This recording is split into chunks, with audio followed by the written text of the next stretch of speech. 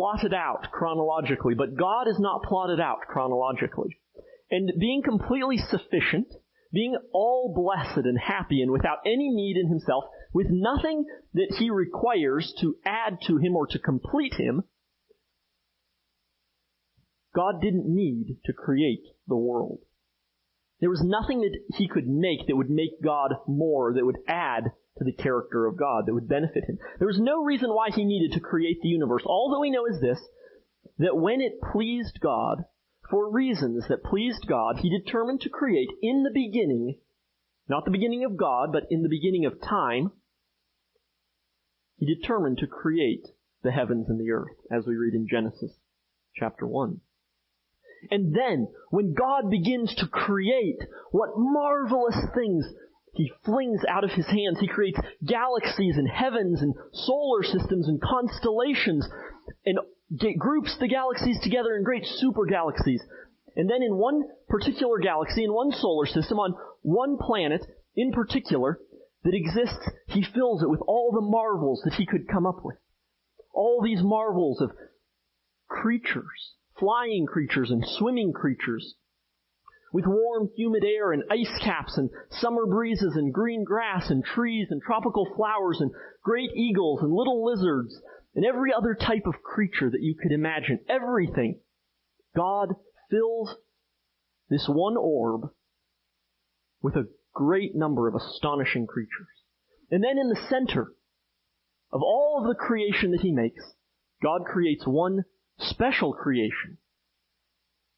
And he puts this special creation in the middle of everything. And he calls this creation man. And man is the pinnacle of the creation of God. And man is marvelous. He's fearfully and wonderfully made. As some of the philosophers have said, man is a microcosm. He's a whole miniature universe in one being, filled with astonishing miracles, from the mysteries of thought and reason and logic, so that he can rationally act and make decisions, to all of the astonishing processes of circulation and how the brain functions and respiration and the marvelous harmony in which the joints and the ligaments and bones and flesh all work together to create this microcosm, this miniature universe full of wonders of a human being. Far more functional, far more adaptable, far more streamlined than any system that a human engineer has ever designed. And God does all of this in 6 glorious days. And then at the end of these 6 days, he steps back and he says, "It is all very good." For this reason, the psalmist cries out after he's surveyed all of the glorious works of God in Psalm 104, and all that he can say in response is, "O Lord, how manifold are your works. In wisdom have you made them all. The earth is full of your creatures." Like I said, there's something particularly special about mankind. God creates man with this mark or this image of God that's placed on him. And there are many different theories of what this image is, what it could refer to. I think one thing that it certainly refers to is the fact that mankind, unlike any other one of these physical creatures that God makes, is an immortal soul. We read this in in Genesis 1:27 about the image of God. So God created man in his own image. In the image of God, he created him. Male and female, he created them. Mankind is this pinnacle of what God has created. But while mankind is exalted, he's not the only intelligent creature that God has made. God has also made myriads of angels and cherubim and seraphim and elders and beasts and these heavenly beings that fill all of the universe around us spiritually.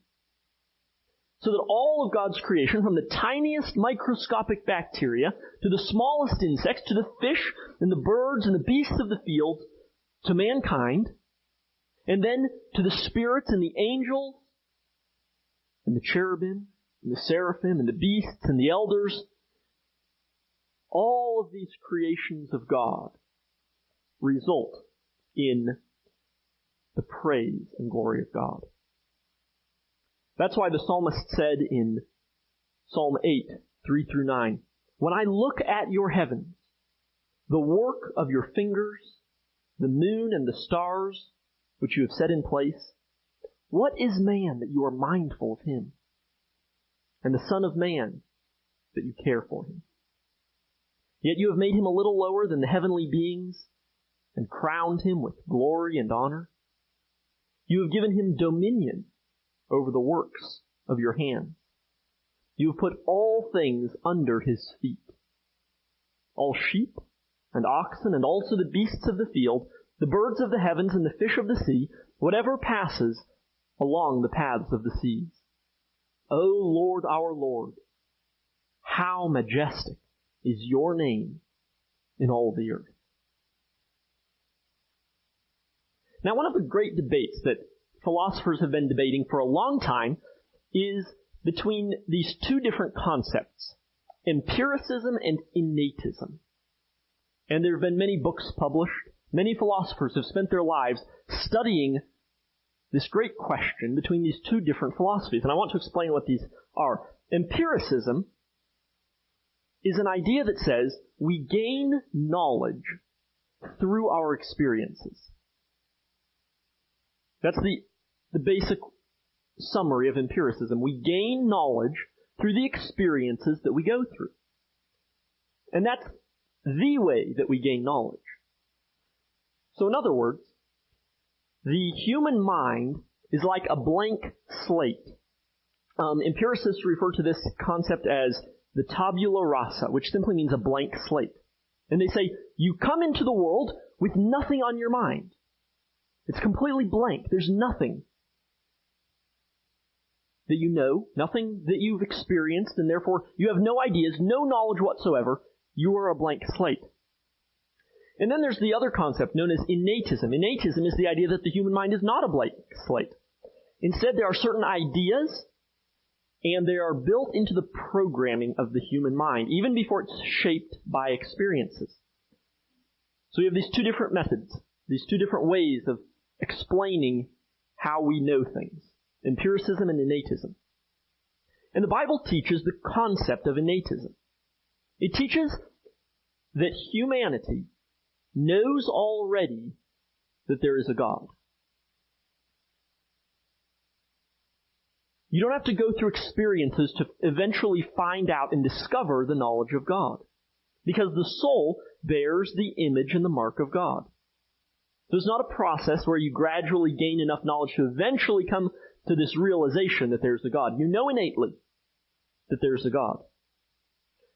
In the same way, Adam and Eve, they knew that there was a God.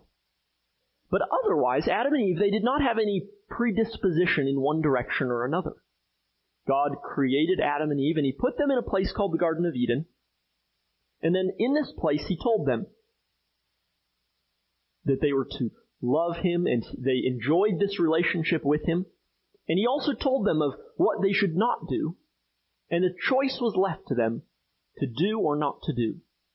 There was no predetermining factor that swayed them in one way or the other.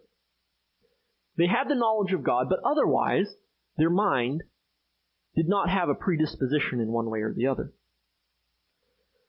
But Adam, with his almost blank slate, we could say, drops the tablet of his mind, and it shatters when he reaches to pick up the forbidden fruit. And then everything changes. Paul talks about this later in the Bible in the book of Romans, and he describes Adam as a type of representative of humankind.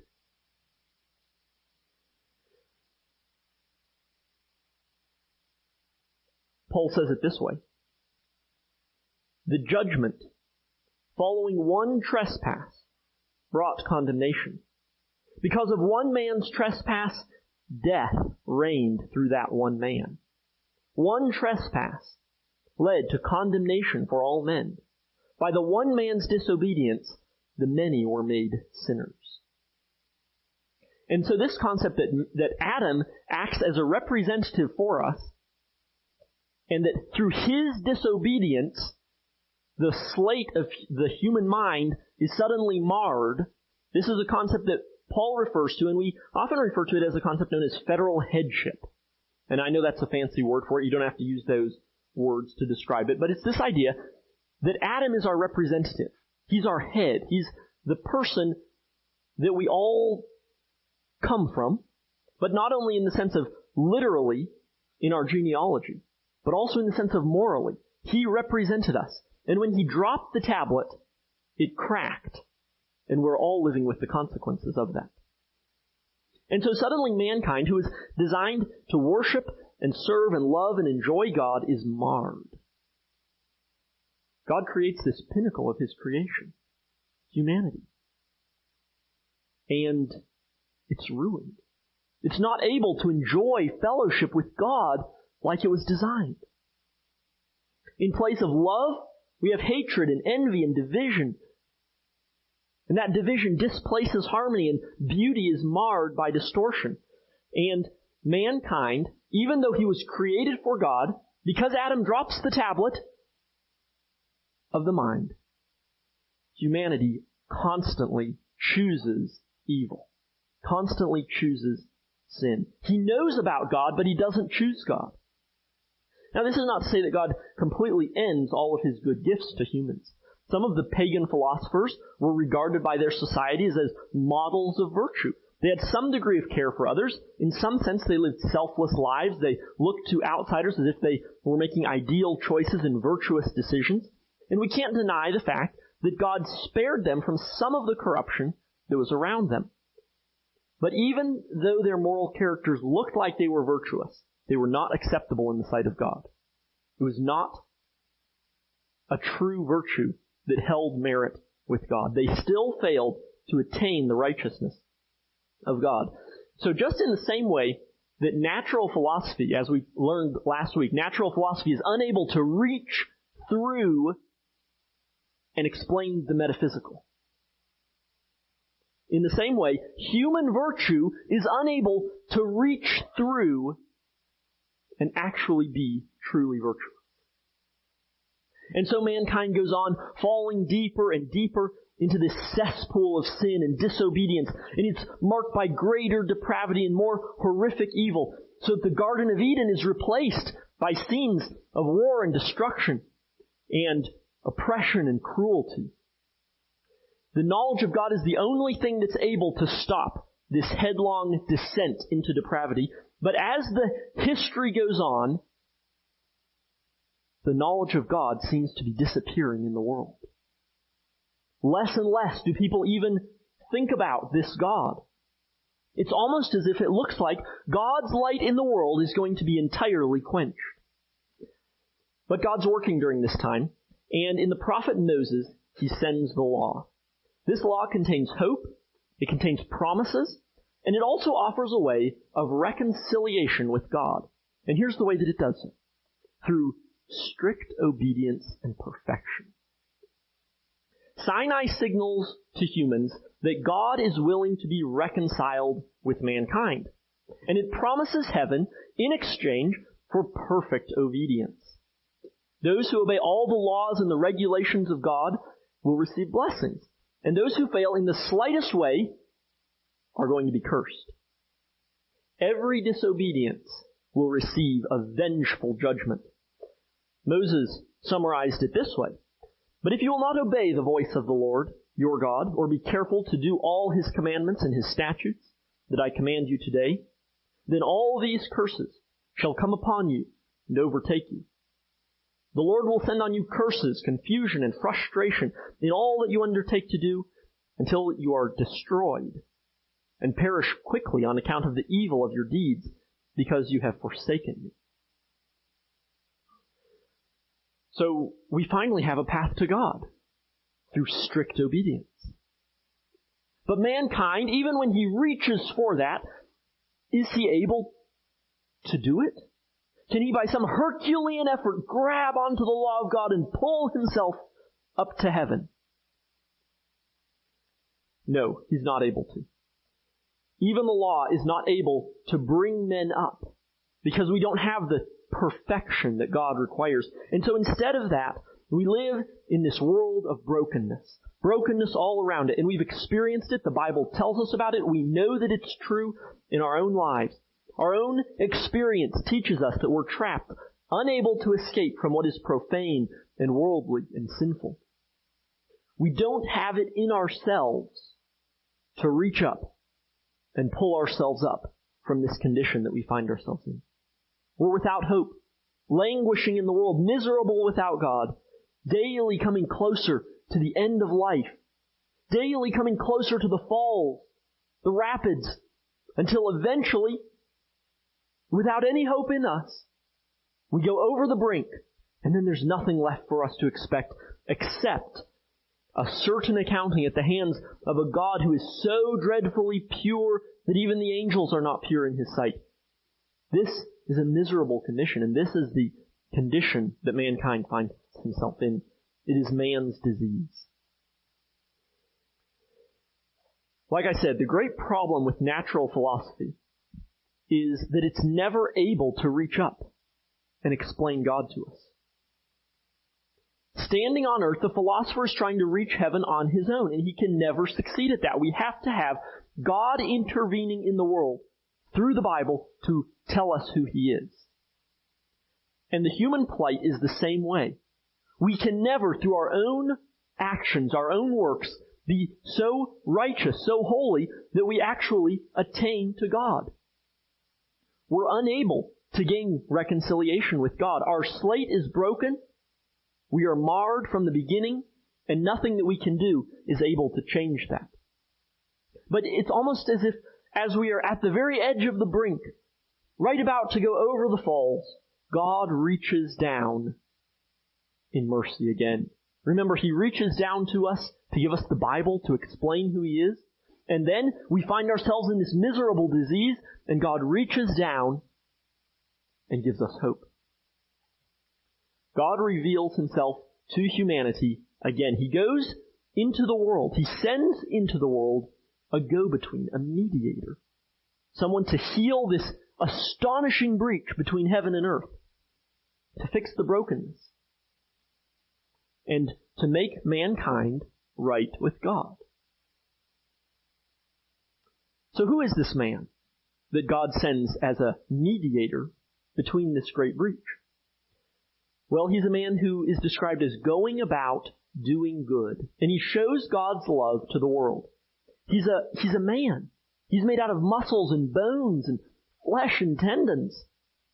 And he suffers just like men suffer. He's not some supernatural angel that suddenly appears in the form of a man but isn't really a man. No, he's actually a human being. But he is more than just a human being. He's divine. He's the Son of God. And he talks about God as if God is his Father. And he talks about himself, calling himself the I Am. That's the same title that God uses, I Am. So he uses this title for God as his Father. He calls himself by the title of God. He's a man, but he's far more than a man. You're not doing justice to this man if you just call him a man. You have to take into account the fact that this is something special. This is what theologians sometimes refer to as the hypostatic union. This idea of these two natures unified. A human nature and a divine nature in one. God is one, and Jesus is comfortable with using terminology about himself as God, but he also refers to God as his Father. And we're not left with the answers. All we have is this haze around us. Jesus is God, but God is the Father in heaven. And then sometimes we see this dove descending on Jesus. And we hear this voice out of heaven, and so there's this odd question that we don't have answered, in which God is seeming to be three, but we know that He's only one. And Jesus doesn't ever try to solve the tension for us. He never explains to us. He just tells us. And we're not left with an answer. We're just left with a lot of questions. But then again, when we think about the character of God and His attributes, we don't have a lot of answers. We have a lot of questions. Because God doesn't give us all of the answers. He gives us the knowledge that we need so that we'll worship Him. And that's what we're left with as we think about God as three persons and yet one, as a Trinity. We can't explain it, but God reveals it, and so we believe it. And then in the culmination of His life's work, as Jesus has gone about His whole life doing good, showing the love of God to others, Jesus does not conquer human kingdoms and abolish sin. We thought that He might come and fix the gap, right? Destroy the evil, end everything that's wrong with this world. But Jesus doesn't rule the world with a rod of iron or trample the heathen underfoot. Instead, He experiences the ultimate of human misery. And His life ends on a wooden cross. Groaning in darkness, crying out to God in agony. And Jesus isn't rescued from the cross. He dies. God giving Himself for man to relieve this wretched condition that humanity finds itself in. So that Jesus, even though He's sent by God, doesn't escape from this. That He's part of this misery. He endures and experiences the very worst that humankind can experience. This event of the crucifixion of Jesus Christ is the central event in the whole Bible. And from it, the New Testament authors gain so much, so many lessons. They pull so much out of this great central event. Paul summarizes it in the book of Colossians. For in Him all the fullness of God was pleased to dwell, and through Him to reconcile to Himself all things, whether on earth or in heaven, making peace by the blood of His cross. And you, who once were alienated and hostile in mind, doing evil deeds, He has now reconciled in His body of flesh by His death, in order to present you holy and blameless and above reproach before Him. Isaiah also prophesied about this great event of the crucifixion of Jesus Christ. He says, He was despised and rejected by men, a man of sorrows and acquainted with grief. And as one from whom men hid their faces, He was despised, and we esteemed Him not. Surely He has borne our griefs and carried our sorrows, yet we esteemed Him stricken, smitten by God, and afflicted. But He was pierced for our transgressions. He was crushed for our iniquities. Upon Him the chastisement that brought us, upon Him was the chastisement that brought us peace, and with His wounds we are healed. All we like sheep have gone astray. We have turned every one to his own way, and the Lord has laid on Him the iniquity of us all. But fortunately, the story doesn't end there. Jesus doesn't remain in the tomb.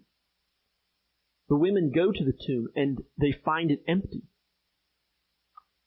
The power of the grave couldn't hold Jesus, and He ascends from the grave.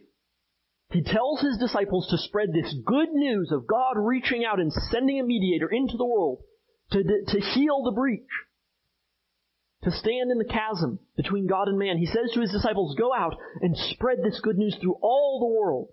And then when He's done that, He ascends to heaven to sit at the right hand of God, making intercession for all of God's people. And that's why we look to Christ, we adore Him, we marvel at Him, because after conquering the grave and after reconciling us to God, He sits down at the right hand of God as our prophet, our priest, and our king. As a prophet, He reveals God to us, so that when we see Jesus, we see the character of God. Not only the wrath and the holiness and the righteousness of God, but especially and preeminently we see in Jesus the love, the grace, the kindness, the mercy of God, reaching down into the misery of the world to rescue us from that despair. As priest, Jesus makes intercession for us, reconciling us to God, which he does through his cross. He's the mediator, the go-between. And he offers to God this sacrifice of himself for the sins of his people. And then as king, he rules his people. He's the heir of all things. He sits at the right hand of God, and he'll come again at the end of the world when every nation and authority and power and dominion will be subjected to his eternal kingdom.